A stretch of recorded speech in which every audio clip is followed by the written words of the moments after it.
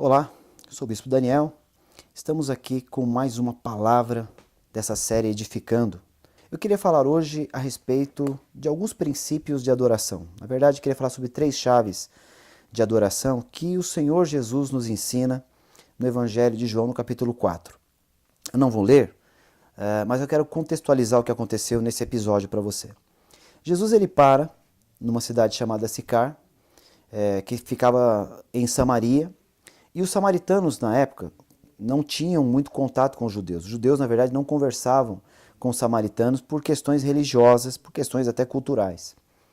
E Jesus estava naquele poço, sentado, descansando, e ele teve sede. E no mesmo momento aparece uma mulher samaritana para tirar água daquele poço, e ela, ao chegar àquele poço, Jesus pergunta para ela, ou pede para ela água. Jesus falou, dá-me de beber.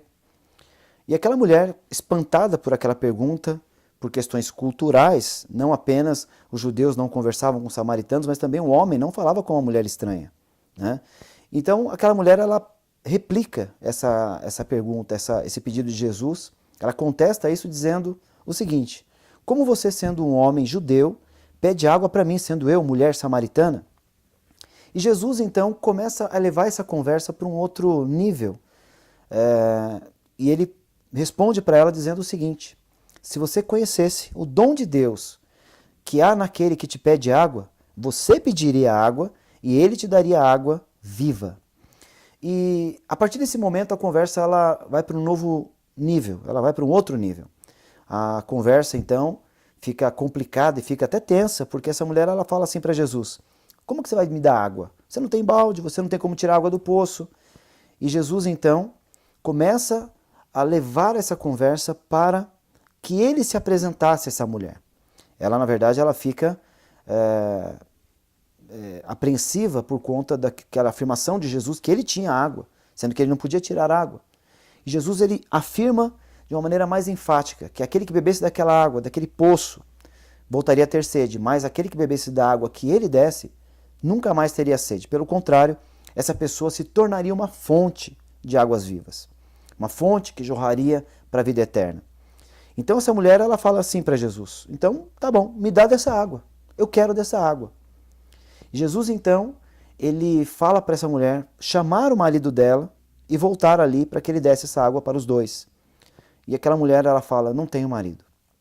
E Jesus então tem uma palavra de conhecimento a respeito da vida daquela mulher e ele fala o seguinte para ela: você disse bem, você disse a verdade que você não tem marido, porque você já teve 5 maridos e o que você tem hoje não é teu marido. Aí a mulher, ela fica espantada porque ela não conhecia Jesus. E Jesus dá detalhes da sua vida. E aí no verso 19 ela fala assim: Senhor, vejo que tu és profeta. A partir desse momento da conversa, a conversa muda de figura. E ela reconhece Jesus como um homem de Deus, reconhece Jesus como um profeta. Todos nós sabemos que Jesus também era profeta, mas ele não era só profeta, ele era o Cristo. Ele é o Cristo. E essa mulher, então, ela começa a perguntar para Jesus a respeito de adoração.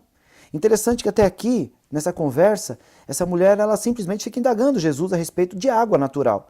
Mas agora ela entende que, sendo um homem de Deus, ela poderia indagar Jesus a respeito de água espiritual.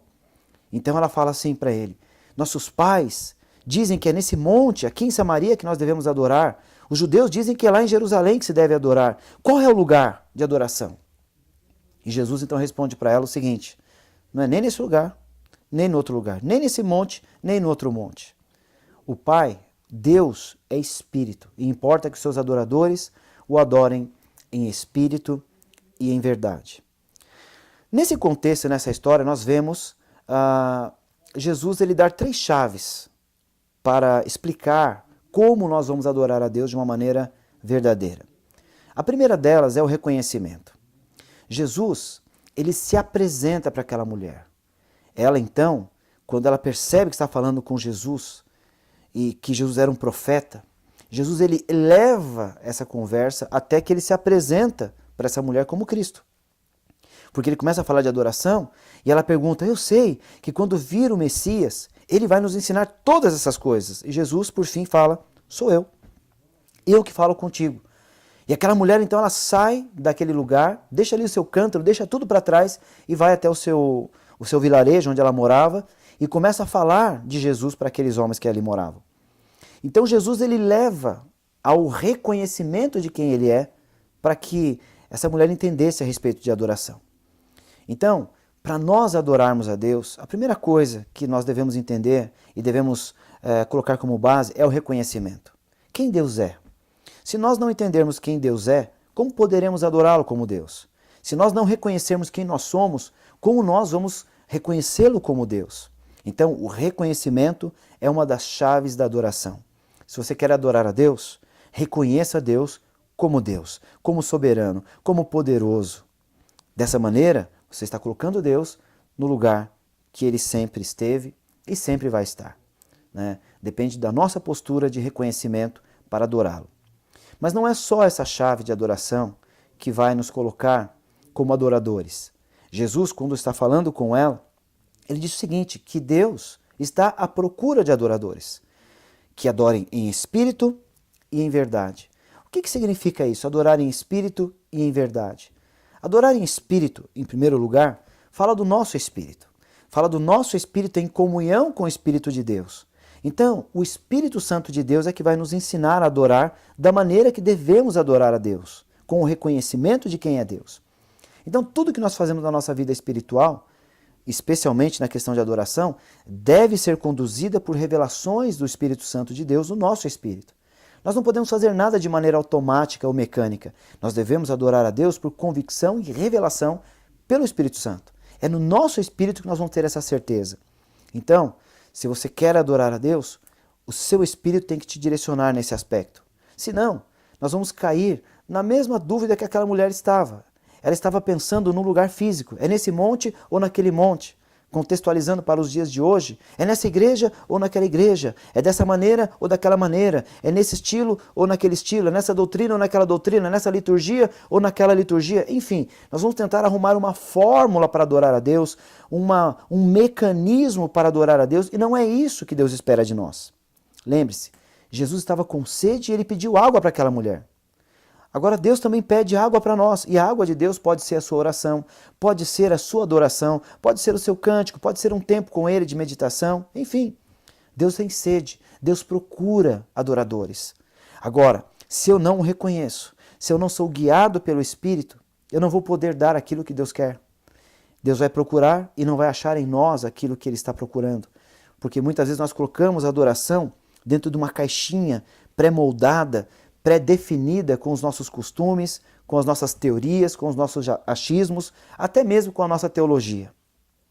Mas se você é guiado pelo Espírito, mesmo fazendo coisas loucas, você vai estar adorando a Deus, desde que essas coisas loucas sejam dirigidas e guiadas, mostradas pelo Espírito de Deus no seu espírito. Então, para adorar a Deus, adore em espírito. Ele também diz que deve ser em espírito e em verdade. A verdade aqui aponta para a palavra de Deus, para os princípios da palavra de Deus. Mas eu quero ir além da palavra e da revelação da palavra. Eu quero chegar à essência da palavra, que é o próprio Cristo. Jesus se apresenta, ainda no Evangelho de João, como caminho, verdade e vida. Então ele é a verdade. E ele também orou ao Pai dizendo, tua palavra é a verdade. Então a palavra de Deus, na verdade, é a pessoa de Jesus como expressão máxima e humana dessa palavra. Então Jesus para mim e para você é um padrão. Jesus para mim e para você é um modelo.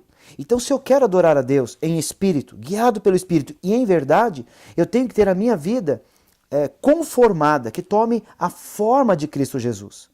Em Romanos capítulo 8 diz que nós somos predestinados a sermos feitos conforme a imagem do Filho de Deus. Então, se eu sou predestinado a ser feito conforme essa imagem, eu tenho que tomar essa forma, eu tenho que moldar a minha vida em Cristo, me identificar com Cristo. Quando a minha vida tem a ver com Cristo, toma a forma de Cristo, a verdade da palavra de Deus, eu estou adorando a Deus em verdade.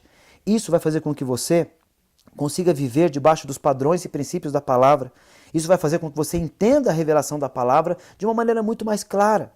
E isso vai fazer com que você entenda claramente qual é a vontade de Deus para a tua vida. E a vontade de Deus para a tua vida é que você seja alguém que alcance essa geração e transforme essa geração. Aquela mulher samaritana, ela teve várias experiências e erros na sua vida. A vida dela era muito complicada.